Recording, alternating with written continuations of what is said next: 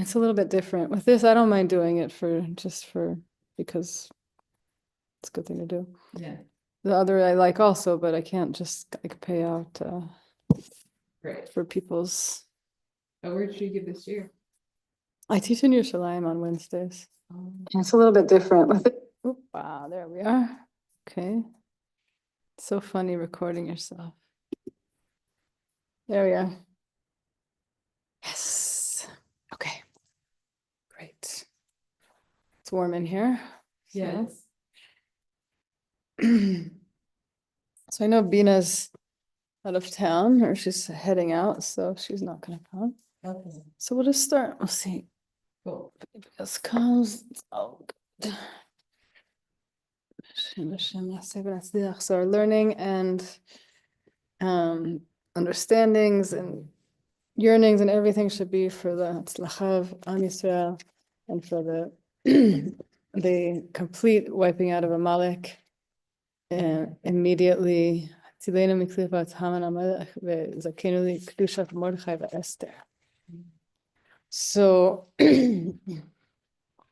so let's give her a second to come on in. Hello. Hi.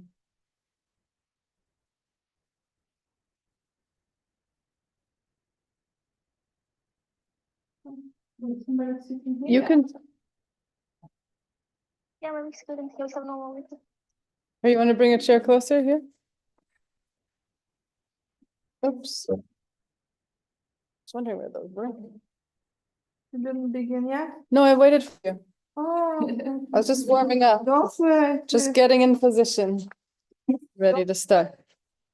Okay, so this is Parsha Tetzaveh, and we're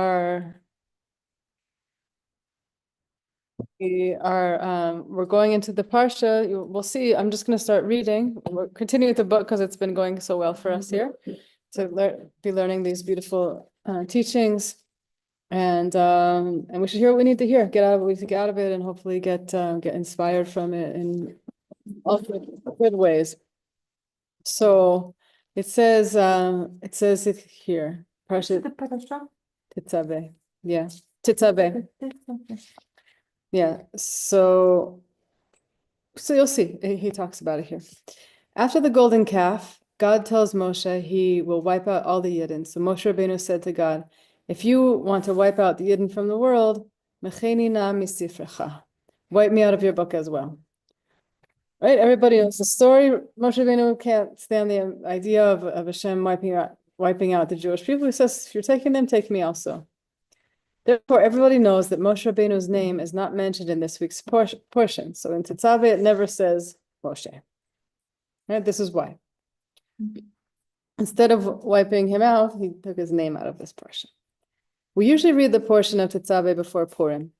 In the reading of the Megillah scroll of Esther, God's name is not mentioned, but Gaval is God's name felt in every word of the Megillah. Here too, in Tetzaveh, Moshe Rabbeinu's name is not mentioned, but Gaval is Moshe Rabbeinu felt in this portion. And here I want you to open your hearts. Someone once asked me if he could go to a certain function, if he should go to a certain function or not. I said to him, you should only go to a place where if you don't go, they will feel the absence of your presence every second that you're not there. But if it's strong, right? Yeah. Shlomo. Serious. Yeah. We're all like, wow. It's time.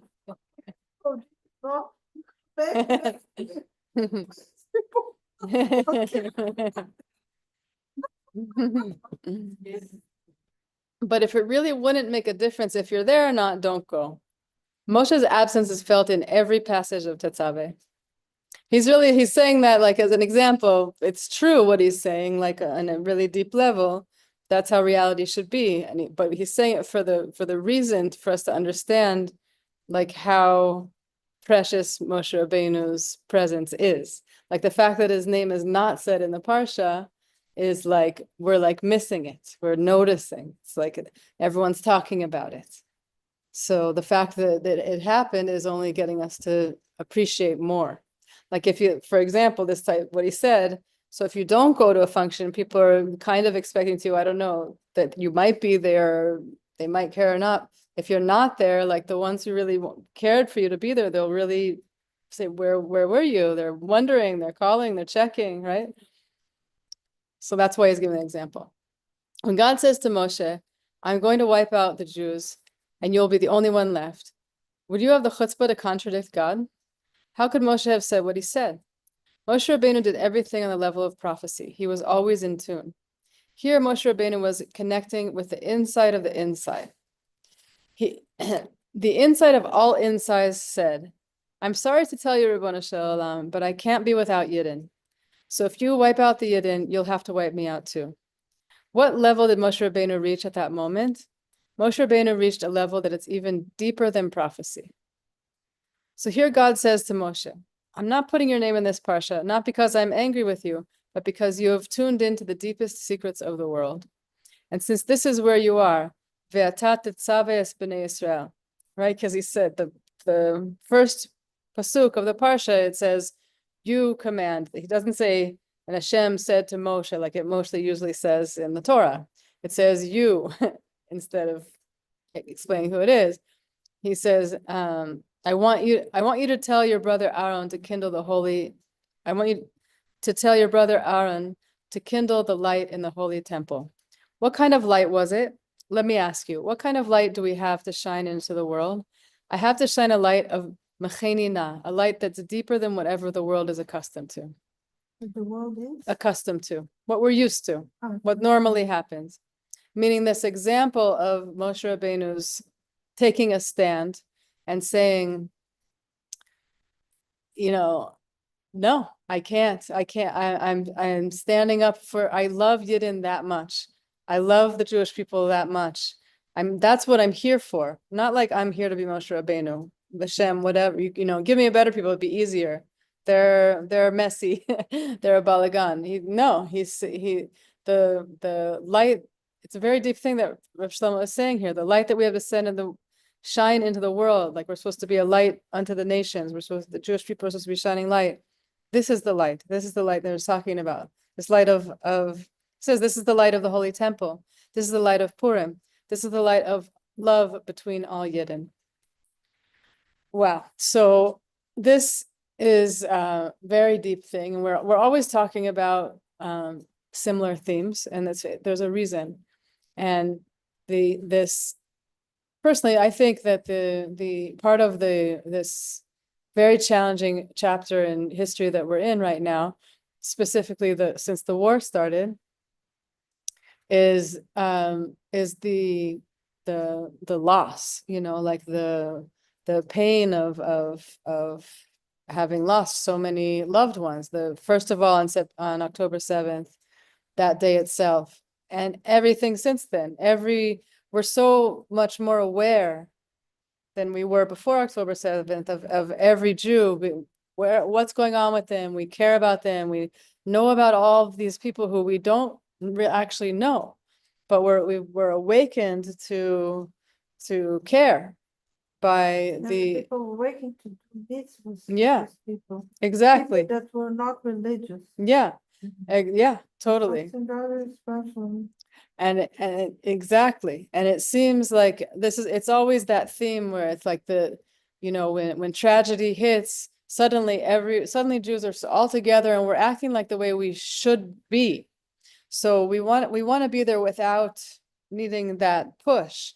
And we've had the very painful, breaking, heart-opening experience of this happening this past, how long is it already? More than a year and a half of that caring and thinking about, and I don't know about you, but for myself, like that experience of seeing the different stories and becoming aware of them and involved in them, of the different, obviously everybody, is aware of the Bibas family and there's certain hostages, their names that people are very more familiar with, and they've heard their stories, and and certain people, like Hirsch Goldberg, Pauline Goldberg, who didn't hear about him, like everybody knows about him. as if he's our brother and we knew him well. Like how many of us actually knew him personally?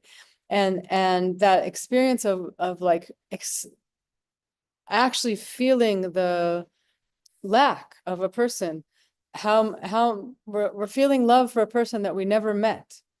But we're supposed to be like that. We're supposed to be like that without the tragedy part. We're supposed to be like this place of like not being able to hear not being able to see the name of Moshe Rabbeinu in this parsha is awakening in us, this place of like, we want Moshe Rabbeinu close, like say his name, like tell us that he's here. We like that. This is, we don't want it to be some like, general tell the Jewish people something, not through Moshe. He's Moshe Rabbeinu. We want him. And this place of Moshe Rabbeinu saying on the other side of it, saying to Kadosh Baruch Hu, I'm not doing this without my people. This is our light. Like that's actually like this place of, bringing ourselves through to the Geula, and Purim, this is the light of Purim. All of the mitzvot of Purim get us beyond ourselves.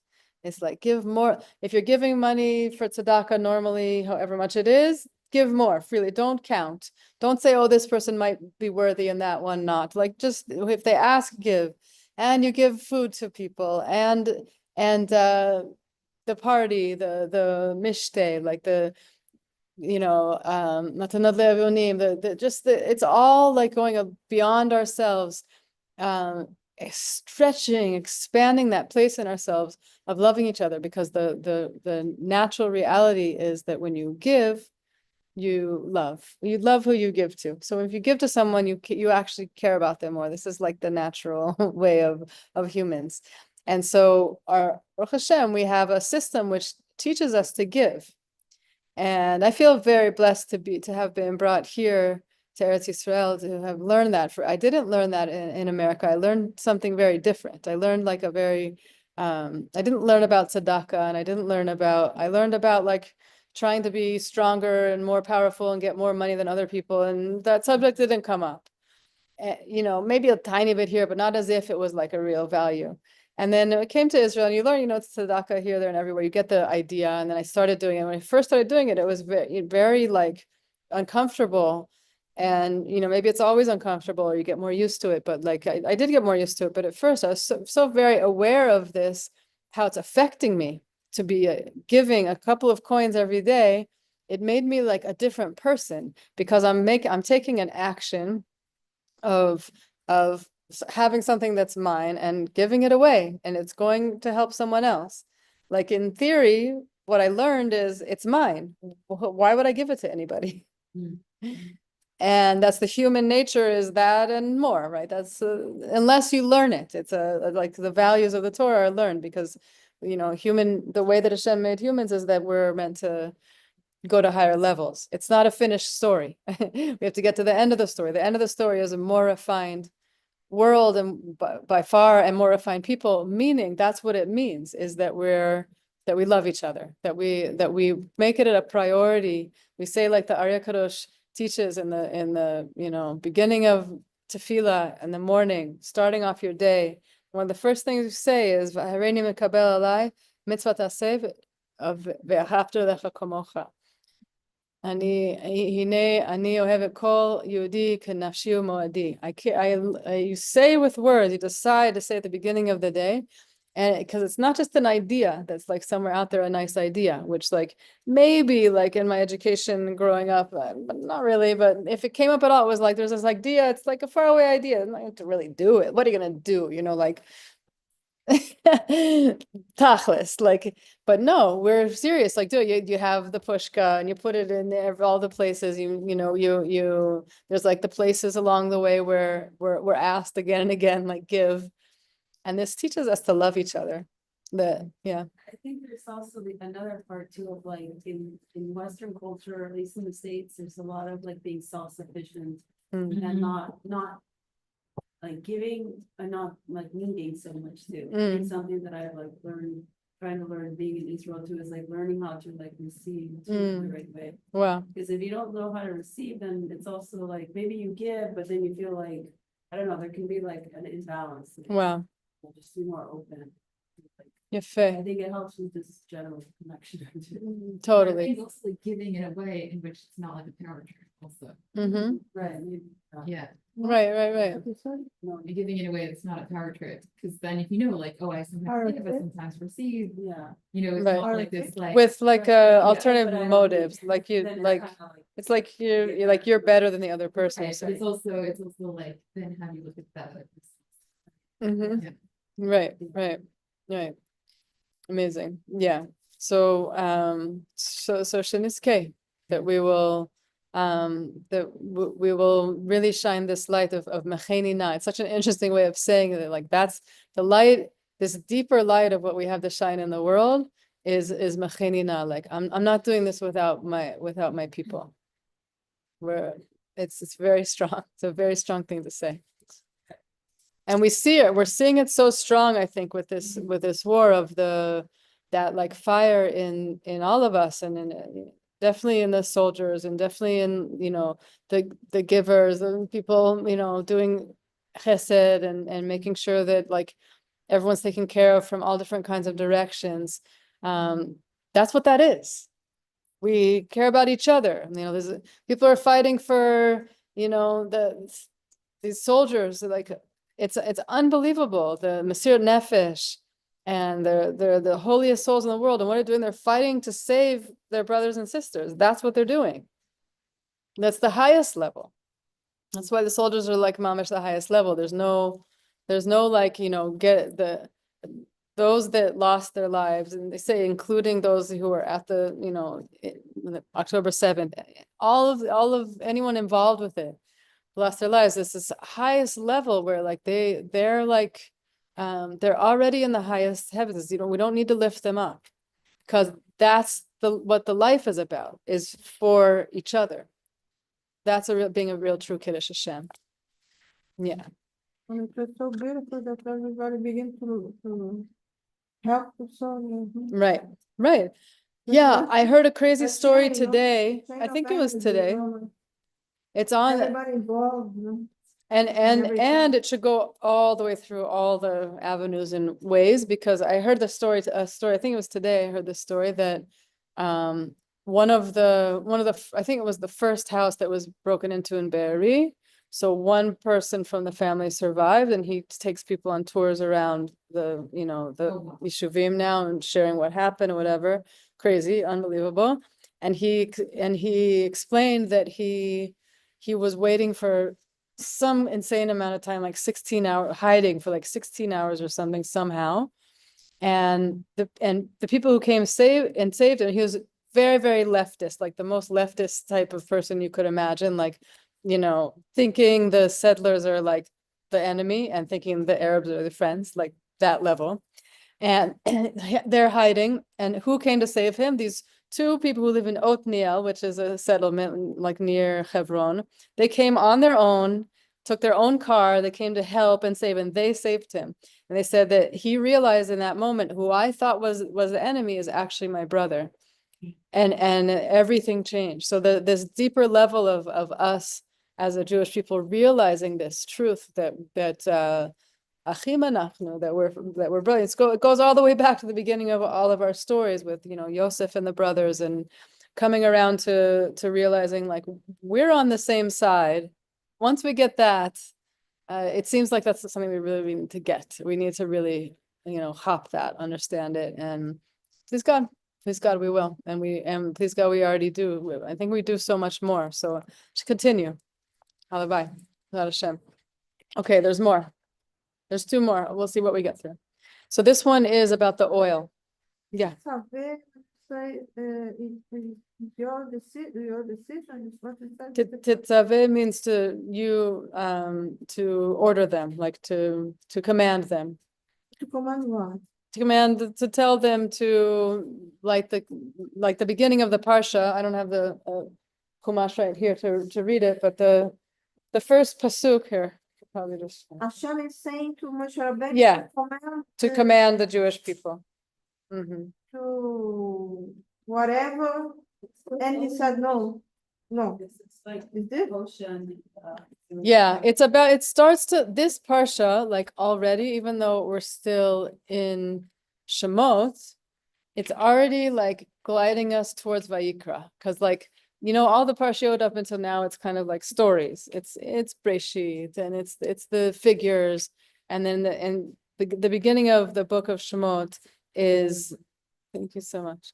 The beginning of Shemot is still the story. Like we can relate, like on a personal level. We're going to Mitzrayim, where the slavery, the Moshe Rabbeinu, the figures want to come out, and then in this parsha it starts talking about the first pasuk, V'ta tetaveh et bnei Yisrael v'yichu elecha shemen zayit zach katit l'maor la'alot ner tamid. It says, and you will command them, meaning tell Moshe Rabbeinu, tell the children of Israel and your brother Moshe Rabbeinu to take this pure oil and light the ner tamid. It's starting to talk about the Mishkan, and then a lot of the parsha is, like you said, it's the choshen, it's the clothing, it's all the materials and how they're organized, the garments, right? And so suddenly it's like, what's going on here? Like, this is not a story anymore. It's a lot of information. And there's what to wear and how it's made and which stones and how they're set up and how it's tied on and on and on. More garments. It's so nice. This has pictures. Yeah. Yeah. And starting to do with the Korbanot. It's very Vayikra vibes, but we're still in Shemot, which is interesting. See if there's, the offerings and the altar. Yeah. And then the next, so it's like a jump to Vayikra really, and the next parsha, then we get to the golden calf. It's interesting that we're talking about the golden calf now, because it comes after. It's always one of those things in this moment in the parshiot because it's one of the interesting things about the Torah is that it's not really in time. Even it is and it isn't. Like the order of things in the Torah, it matters, and sometimes it's like not really in order, if that makes sense. This parasha that doesn't have his name, Yeah, or is in there? it's before the parsha of the golden calf, but we're already talking about the golden calf. It's talking in the end, it's talking about the golden calf. No, not yet. No, it's still talking about the altars and this parsha is ki'ilu. It's like plopped out of Vayikra, the parsha of the book of Vayikra, which is all about the service in the temple, the Kohanim, the offerings, and all of that. That's what this parsha is. There's lots of there's a whole big subject, which like, it's not like I prepared something on it to talk about that. So it's a very interesting subject actually, to think about, because when you get into it, it also kind of like, just like this idea that we're taking here, where we realize what is Moshe Rabbeinu really about? It's something really, really deep. So also, what is the way we're being presented with the Torah is also very deep. It's like, we think, okay, it's a chapter and a chapter, and on the next chapter, it's the next chapter, it's just a book. No, this is like an experience. It's like they're going to tell you, Hashem is telling us this in this way for a reason. It's all for a reason. He's telling us this now for a reason. And then it's as if he's talking about like something that happened later now. And then next parsha, he's talking about the golden calf as if it happened before, but we're reading it after. Why? There's all kinds of things written about it. It's a big subject. Text, what is saying also in 100%. Huh? Of course. of the text of the parasha. Yeah. This is what I'm trying to understand. Hashem said to Moshe Rabbeinu, I'm gonna take your name in this parasha. Right. Why? Because that's the whole point, is that because when the golden calf happened, and Hashem's first reaction to the Jewish people was, that's it. This is after the. And it actually happens after. Huh? Yeah, it's a mystery. Like it's a, If it didn't happen after, it's just the way the parashot is not in the order. right. That's the idea. Order. That's part of it. And it's for deep reasons that we would be told, we're being told Kilo about the golden calf before it happened, or something. Like it's a deep subject. Because we're being introduced to the fact that the golden calf happened before we read the story. Very deep. Yeah. Yeah. And that subject is, and it's we've talked about it before, but maybe we'll bring it up again. The after effects, the reverberations of the golden calf, it makes sense that it's because we're still dealing with it today. And we were maybe even still dealing with it before it happened. Meaning like if we're hearing about it in the parsha before it happened, meaning the effects, the reverberations of the world of it happening are beyond time. Something like that. That's a good explanation. Okay. Yeah, the Torah is like that. It's I think the whole Torah, you could say that probably about any and every part of the Torah. But in this case, it's like brought out for us to see. The way that it's like scrambled, Ke'ilu, that it's like out of order. I think it's telling us something in general about how to look at things. Again, like the message that comes through with these deeper teachings is there's more. Like look a little deeper. What is it really saying? What is this really about? Which is, we happen to be in times where this is what people want. They want the deepest of the deepest Torahs.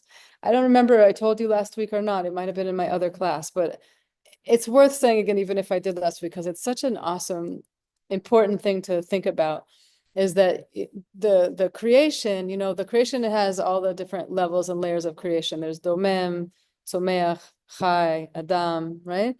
And so the above the level of Domem, of the silent, the earth, the rocks, everything above that has to be fed. It has to eat. There's water and sunshine for the plants, and the animals also eat the plants and water and so all the things, and the people as well. Going up and up and up. There's all this, like, to be alive. Obviously, you get up in the morning. We know you drink water, you eat food. If you don't, it doesn't work. We have to eat. A person can't say, even though it's like, one of my favorite lines with my kids, it's like, they want to eat. They're always like, they want to eat. It's like, didn't you eat yesterday? It's a joke. Didn't we already do that? Again, it's like, you have to keep feeding the body to be alive, right? So we also know that the soul has levels and layers, and like these different layers of the physical world, there's different layers of the spiritual world. So the layers of the spiritual world also need to be fed. And there are higher levels. There's lower and higher levels. There's nefesh, ruach, neshama, chaya, yechida. So these higher levels of the soul, it seems to be, these high levels of Torah that we're so yearning for, and it resonates with us. These types of teachings, like people weren't sitting like, women definitely were not sitting in a show. I mean, maybe, who knows, but probably not too much. That there was everyone searching and looking to talk about this kind of deep level things of Torah, hundreds and hundreds of years ago.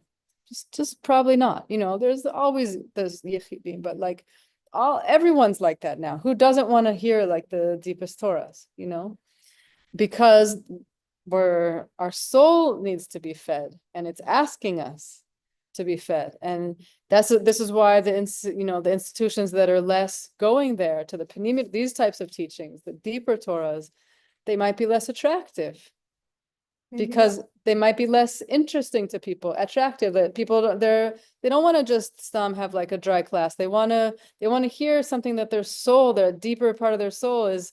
It's not just like, okay, how do I do this? I'll do it. I'm a Jew. I do Jew things. No, I want to know, like, what is the meaning of life, and why do I feel the way I feel, and why is it so challenging, or that it's actually those higher levels of souls saying, hey, I'm hungry, like feed me. And then and we, Baruch Hashem, us meeting here on Monday nights and learning a little bit together, that we're feeding that. That's why we like it. That's why we're showing up, and we're lucky enough to be here for whatever reason, that we can be feeding, that side of ourselves. Yeah. Yeah, right. And it's, and we're in spot, and it's all around, like, really, the more the better, like better than eating food. Like Torah is like, you can't get enough. You can overeat, you can't over Torah. Like definitely the panini kind. I like that. That was a good line, right? Yeah. Yeah, you came in just the right moment. Exactly. Okay, good. So good. So the next one, this one is about the oil, because the first mitzvah that it talks about in this whole parsha of like, explaining all of these things about the Mishkan is lighting the Ner Tamid. It says here, oil is a symbol of joy, a deep kind of pleasure. One of the things we must refrain from doing during mourning is called sicha, which is the use of oil for physical needs, which can bring one to simcha, to happiness. Impure pleasure means that after I'm finished doing something, I don't want to do it again. By the next day, I forget about it. I'm consumed by that little flame of pleasure while I'm doing it, but I don't want to do it again. God gave us a very strong nose. Our soul is a strong nose. We know exactly what is right and what is wrong. After we do something wrong, deep down, we don't want to do it again. It's only the next day we forget. It's only that the next day we forget that we promised to not do it again. Holy oil means that while I'm doing it, I'm already kindling another light. I already want to do it again. So this is on the pasuk when it says to light the candle, the menorah. The Ner Tamid was on. It was the most western light of the menorah. Right, so the menorah had 7 lights, and it was always lit. And there's one specific candle that's called the Ner Tamid. I forget exactly how it works right now, but it was somehow always lit. Like when they would come to change out the oils and fill them up again, they would keep that one lit and keep it going and keep it lit somehow. And it's called a Ner Tamid. It says there it's shemen, zait, zach, katith, tahor, all these words that describe purity. So there's pure oil and there's impure oil. The pure oil is the oil that meaning like it's eternal. Like you want more and more and more and more. Our sages teach us that oil is good for memory. What kind of memories are we talking about? Does it matter if I remember that George Washington was the first president of the United States? We're obviously talking about something else. When the Torah says, remember the Shabbos and keep it holy, this is a different kind of remembering. What does it mean to remember someone I love? At the moment when I remember them, everything else is forgotten. To remember somebody you love means that everything in the world reminds you of them. How does a Jew remember Shabbos? Everything reminds him of Shabbos. I can stand in California looking at the sky and it reminds me of the holy city Yerushalayim. Whenever God blesses us with children, memory is mentioned. It says, and God remembered Sarah, and God remembered Rachel. Children come from that high place, which is called God's memory. To love children means that everything reminds you of them. What does it mean when children remember you? It means that everything reminds them of you. Wow, so sweet. Yeah, I mean, I don't know. It's just so sweet what he's saying. I don't know. I don't know, what is he saying? He says, he's saying like he's jumping from one deep thing to the next about, jumping off from oil. Let's go back and see how he said it. He says oil, he's talking about oil and the purity of oil. And there's oil is pleasureful. So there's holy pleasure and there's unholy pleasure. The unholy pleasure, after doing it, we're like, I don't want that again, forget about it. Holy pleasure is like you just want to keep going and more and more and more. It's eternal. That's the first thing he said. And then he says, our sages teach us that oil is good for memory. So what kind of memory is it really talking about?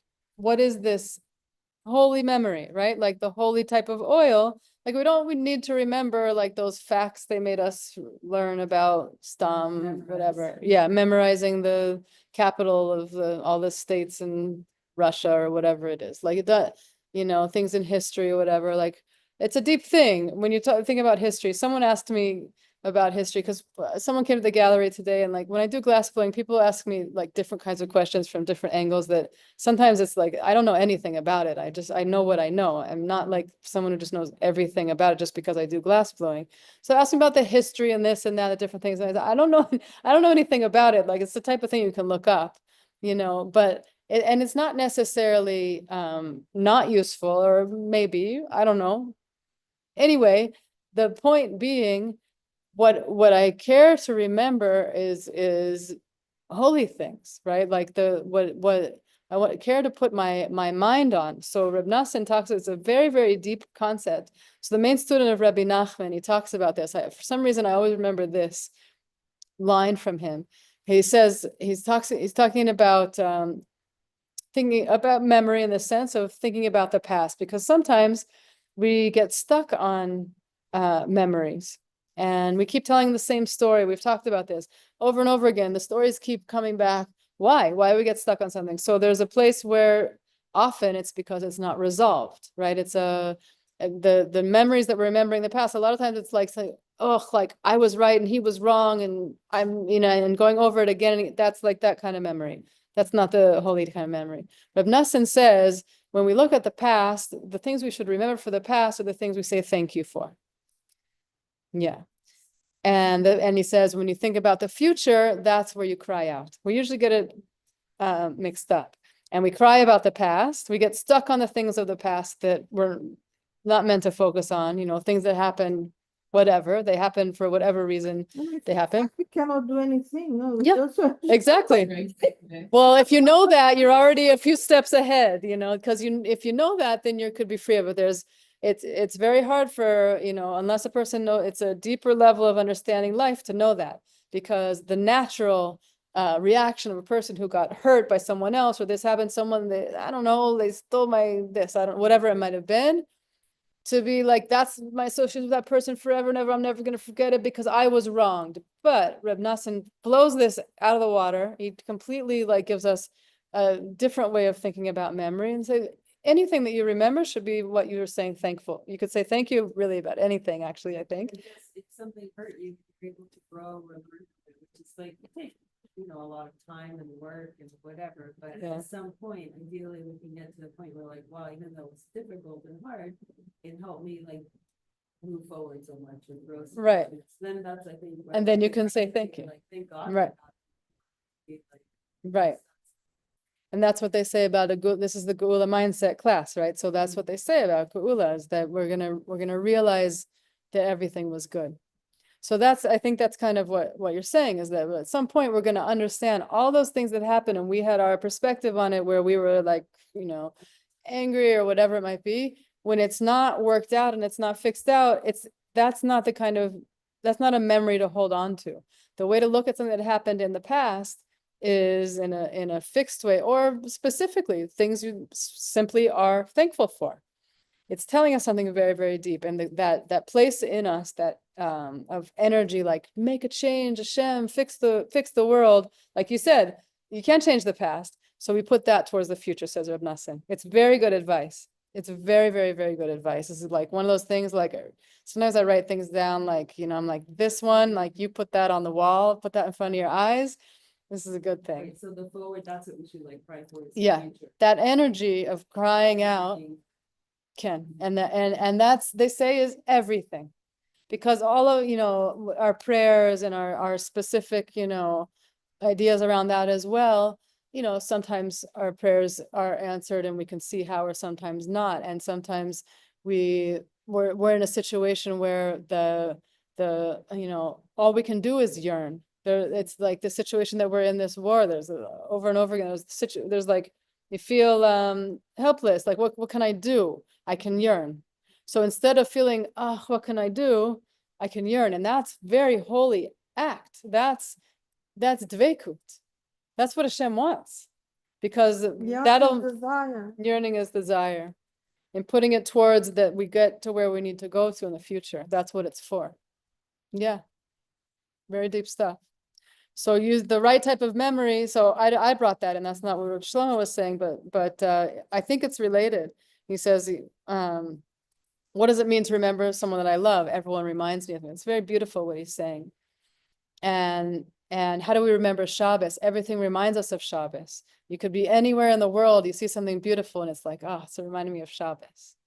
Or it's reminding me of Yerushalayim. He's giving these, he brings then 3 examples of the things that bring us to good memory, like things to be thankful for: children, Yerushalayim, and Shabbos.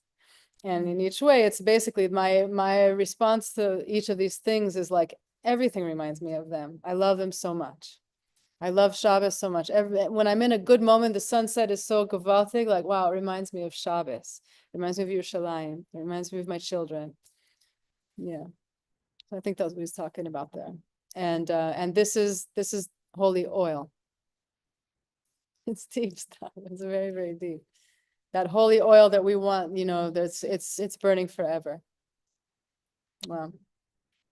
Okay, we have time for one more, looks like. So this one is called the wisdom of the heart.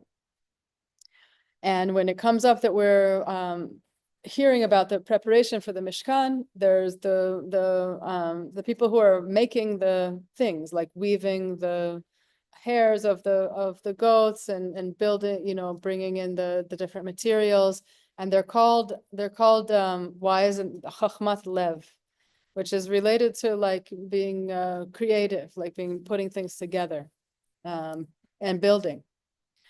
So he says, and you shall speak to all the wise-hearted people.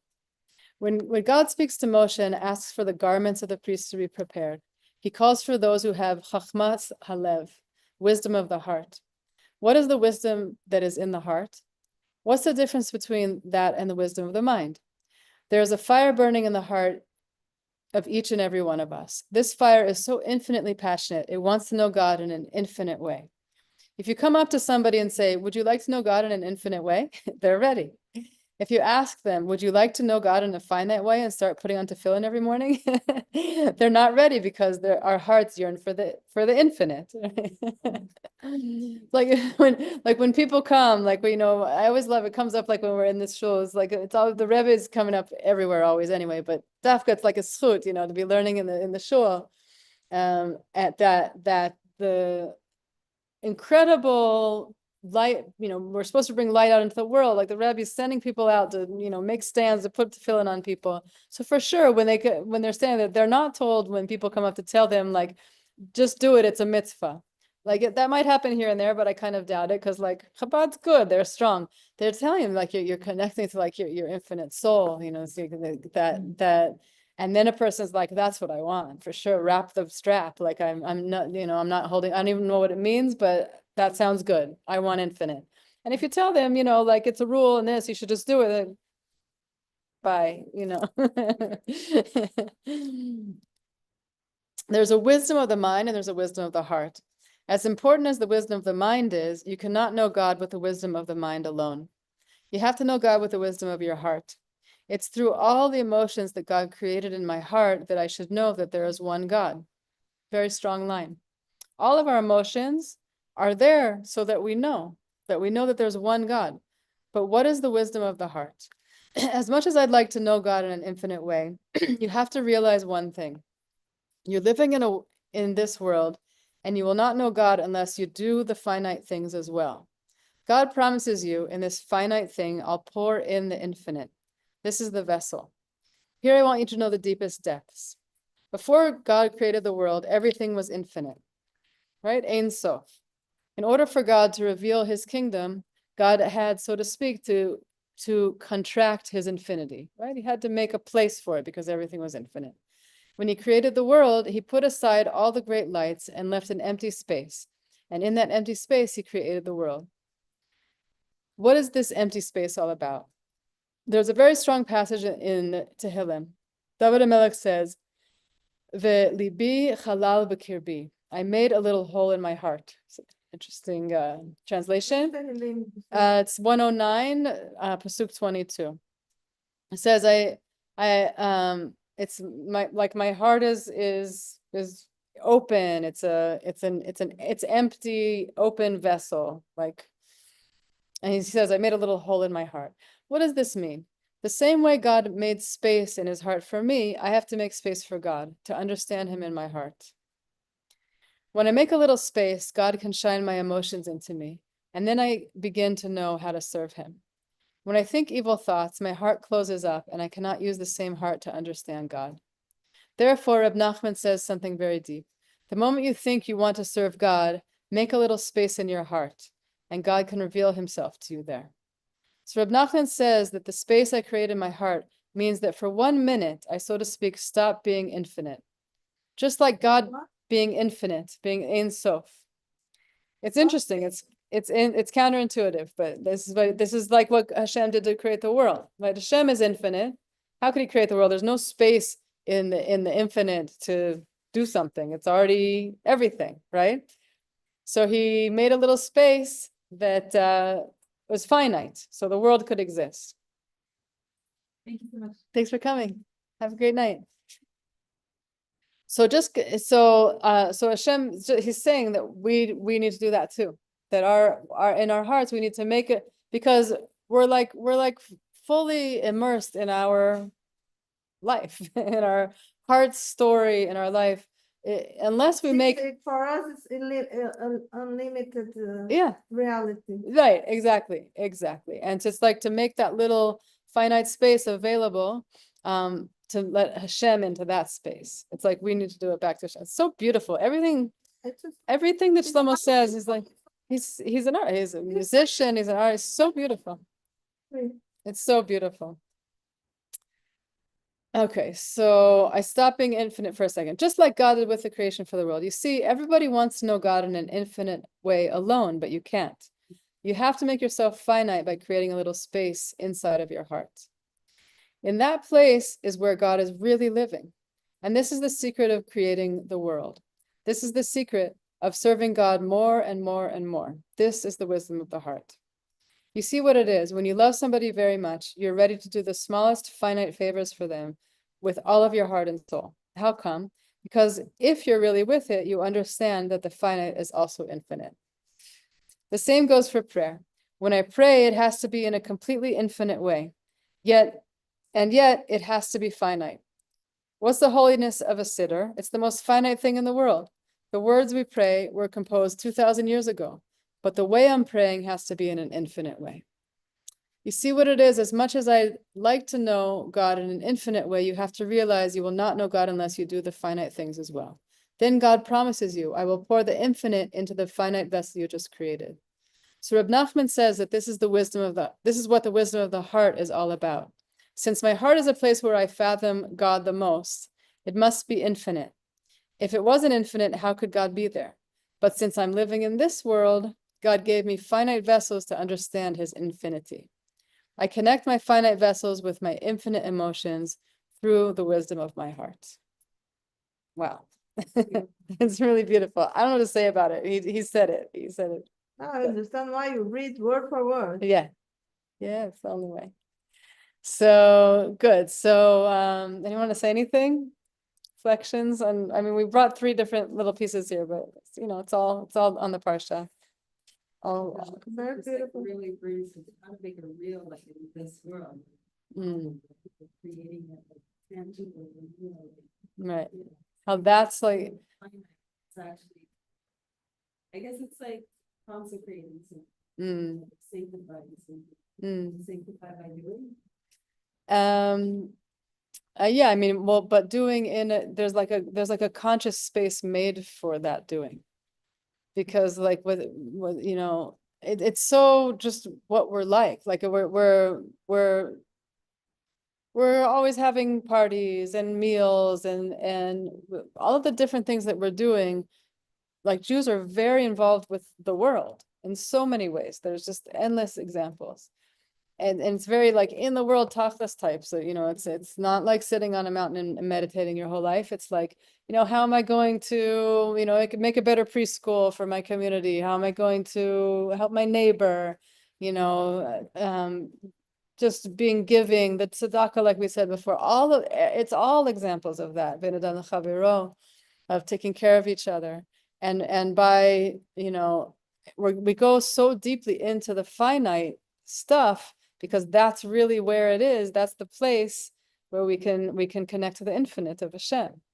Like it says, the Chacham, that's what he's saying, what the wisdom of the heart is to make space for, it's just very, it's like, I feel like sometimes there's some kind of like physics equation for these things that would help understand it, that had like a picture where there's a paradoxical picture, like the MC Escher type pictures, where it's like you think you're going up you think there's stairs going up, but they're actually going down, or they're all going in different directions. Or if you look at a picture in one way and then you can see it the other way, like it's birds and it's fish, and like one way it's this way. Dimension.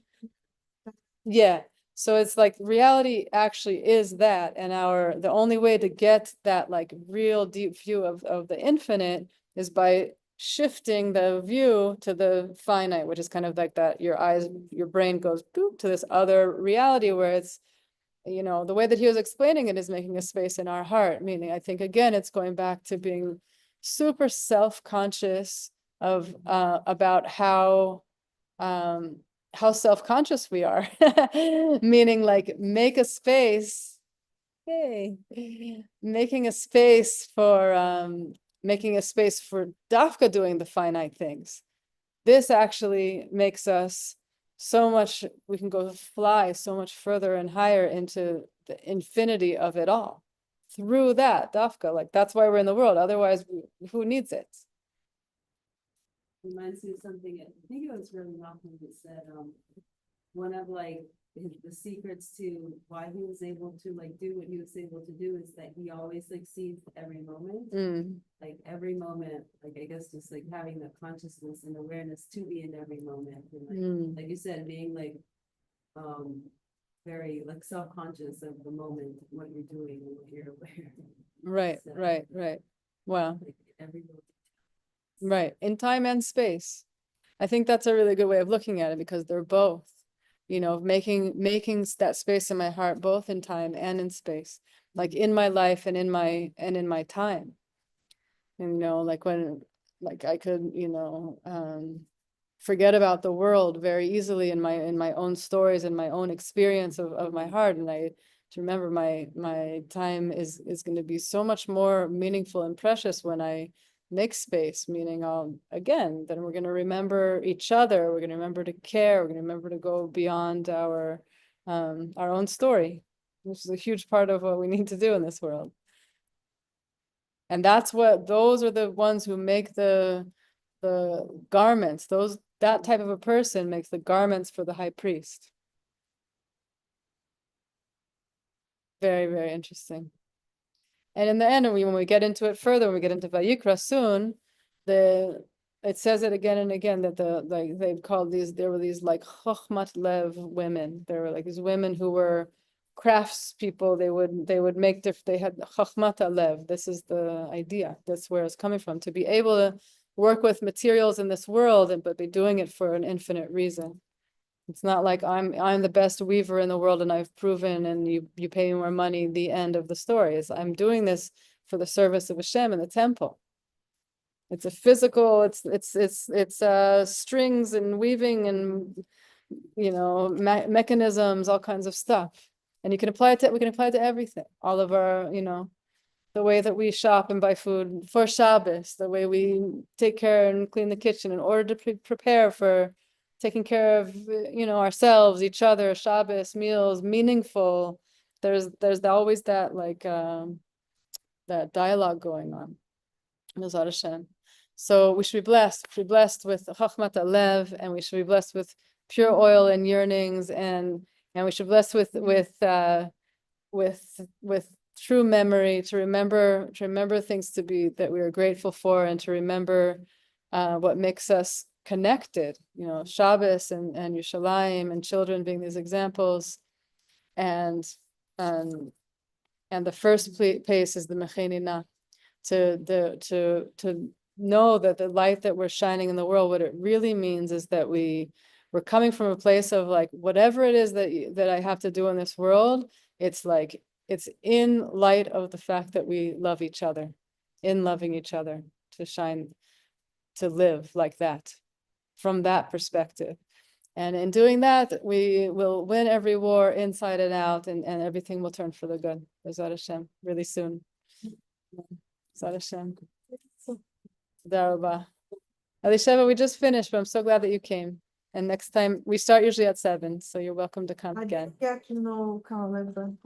But now I'm reading the book. You can also look back. I put it on YouTube. I don't know if you came on YouTube but it's available. the Okay, class.